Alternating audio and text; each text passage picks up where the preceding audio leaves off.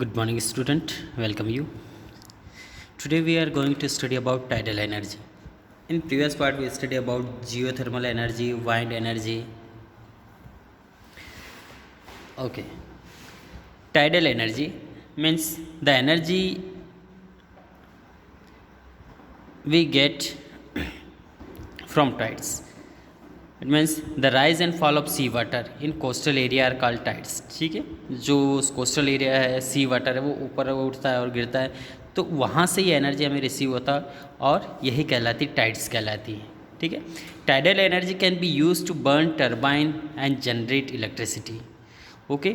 और इस एनर्जी को यूज़ हम कहाँ करते हैं? This energy can be use to turn the turbine. जो टर्बाइन होता है उसको टर्न करने के लिए इसका यूज़ किया जाता है. And generate electricity. जब टर्बाइन टर्न होगा लगातार कंटिन्यूसली इस टाइड से, तो उसके बाद धीरे धीरे क्या होगा, इलेक्ट्रिसिटी जनरेट कर सकते हैं हम उससे.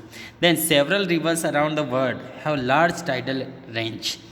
ओके. तो यहाँ वर्ल्ड में ऐसी बहुत सारी रिवर्स हैं जो टाइडल रेंज जनरेट करती है and that could generate electricity, जिससे हम इलेक्ट्रिसिटी जनरेट कर सकते हैं.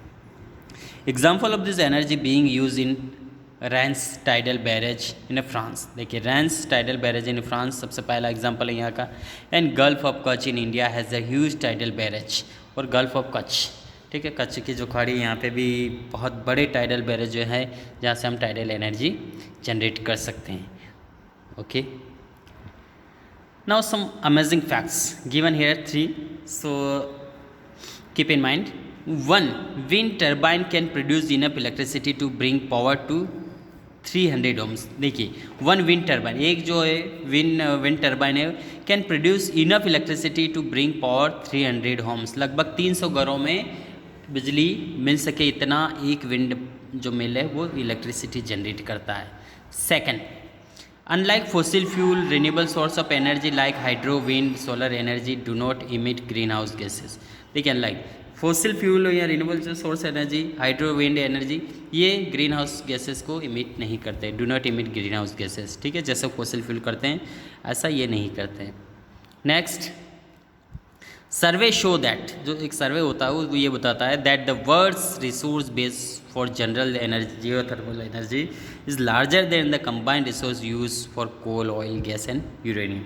तो ये बताता है कि सर्वे में जो वर्ल्ड सर्वे हुआ उसमें ये बता रखा है base for geothermal energy is larger than, कि जियोथर्मल एनर्जी बहुत बड़ी है, बहुत ज़्यादा है द कंबाइंड रिसोर्स. यदि हम सारे जो रिसोर्स दिए गए जैसे कोल, ऑयल, गैस, यूरेनियम, इन सभी को यदि हम कंबाइन करें तो इससे ज़्यादा जो एनर्जी है जनरेट होती है जियोथर्मल एनर्जी. ओके. नाउ अब यहाँ पे हम देखेंगे बायोगैस. ओके, बायोगैस होता क्या है? Biogas is produced by a biological breakdown of biomass such as animal dung, kitchen waste, urban waste and decaying plants and matter. Okay, so biogas किस तरह बनाया जाता है? ये जो डिकम्पोज किया जाता है, सड़ाया जाता है, breakdown of biomass such as animal डंग, जैसे एनिमल डंग जो का, ठीक है, वेस्टेज, एनिमल वेस्टेज कह सकते हैं उसको.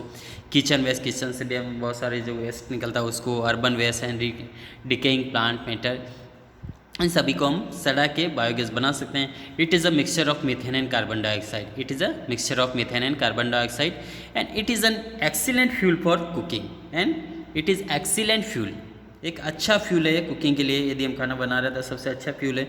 Large amount of organic manure is produce from biogas. और बड़ी मात्रा में ऑर्गेनिक मैन्योर यहाँ से प्रोड्यूस किया जा सकता है ताकि उसको डिकम्पोज करके हम गैस को यूज़ कर सकते हैं as a cooking fuel. And जो वेस्ट मटेरियल बचता है उसको एज ए फ्यूल के तौर पर हम यूज़ कर सकते हैं. We can use as a manure in the our agriculture field. Now biogas plant can be use to increase productivity in agriculture. So biogas plants can be use in agriculture field to increase productivity of the crops. Now nuclear power. Nuclear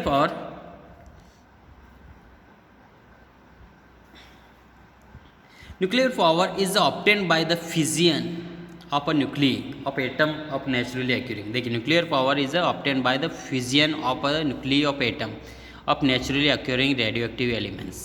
ठीक है, naturally जो है radioactive elements occur होते हैं, इसके बाद ही इसको बनाया जा सकता है. Like uranium and thorium, like uranium and thorium in India.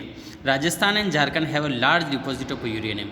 आज राजस्थान और जो झारखंड है इसमें बड़ी संख्या में, ठीक, बड़ी मात्रा में यूरेनियम के डिपॉजिट्स हैं।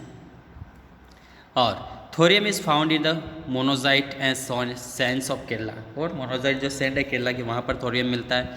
And nuclear power can be use to generate electricity, and this nuclear power can be use to generate electricity. The leading nuclear power producer are, देखिए सबसे ज़्यादा न्यूक्लियर प्रोड्यूस करते हैं उसमें यूएसए का सबसे पहले नाम आता है। USA is stand in first rank, and European country का वी कैन से ये word we can use here European countries. In India nuclear power station are located in Kalpakkam Tamil Nadu, Tarapur Maharashtra, Kaiga Karnataka, Narora Uttar Pradesh, and Kakrapar in Gujarat near by Surat. Okay, working of biogas plant you can understand here. Bioslurry, this is bioslurry outlet, biogas plant, latrine inlet, this gas holder. You can use this working of biogas plant. Now advantage and disadvantage of using nuclear energy. देखिए यदि हम nuclear energy use कर रहे हैं तो इसके advantage और disadvantage हम देखेंगे यहाँ पे। सबसे पहले देखिए एडवांटेज देखेंगे, contribution less to the green house effect. देखिए ग्रीन हाउस इफेक्ट जो बनता है तो इसमें इसका कंट्रीब्यूशन बहुत कम होता है। And acid rain than the conventional fuel, ठीक, जो एसिड रेन होता है वो भी इससे नहीं होता इतना। और यहीं पे यदि इसका डिसएडवांटेज हम देखेंगे तो there are potential health risk associate with the proximity of nuclear station. देखिए पोटेंशियल हेल्थ रिस्क ज़्यादा है यहाँ पे, यदि न्यूक्लियर जो है एनर्जी यूज़ करें तो रिस्क ज़्यादा है हेल्थ के लिए। अब नेक्स्ट आता है यहाँ पे the numerous safeguard make the risk of any accident minimal. ठीक है, न्यूमरस सेफगार्ड, बहुत सारे इसके सेफगार्ड से make the risk of any accident minimal, तो कोई भी रिस्क को हम मिनिमल कर सकते हैं। डिसएडवांटेज देखेंगे यहाँ पे nuclear waste can remain radioactive for many years. देखिए न्यूक्लियर वेस्ट जो होता है तो वो कई सालों तक न्यूक्लियर जो है waste remain radioactive gas release करते हैं। ठीक है, radioactives, there are problem of storing nuclear waste, इसलिए न्यूक्लियर वेस्ट को प्रॉब्लम होता है स्टोर करने में। थर्ड आता है nuclear waste is a limited and can be stored underground. Nuclear waste limited होता है, इसको अंडरग्राउंड हम वेस्ट का स्टोर कर सकते हैं। अब नेक्स्ट आता है यहाँ पे an accident can kill and run an area.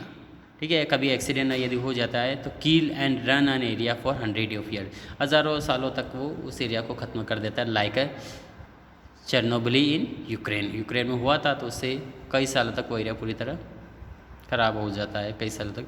Limited raw material require, बहुत कम रॉ मटेरियल रिक्वायर होता है। 50 tons of uranium per year compared with 550 tons. देखिए लगभग 10 गुना से ज़्यादा, यदि कोल यूज़ कर रहे हैं तो हमें 550 टन यूज़ करना होगा, और यहाँ पे सिर्फ 50 टन से ही 10 गुना लगभग, तो इतना 10 गुना से ही काम चल जाएगा, जबकि वहाँ उससे ज़्यादा यूज़ होगा। ठीक है, यदि हम 50 टन यहाँ यूज़ कर रहे हैं न्यूक्लियर एनर्जी, तो यहाँ पे यदि कोल यूज़ करेंगे तो हमें 550 टन यूज़ करना पड़ेगा। Hour per needed for thermal stations. Next, time needed for formalities के लिए बहुत ज़्यादा टाइम यूज़ होता है। For formalities planning and building of the nuclear power plant is quite long, काफ़ी लंबा होता है। Okay, in the next part question answer we will see. Okay, thank you.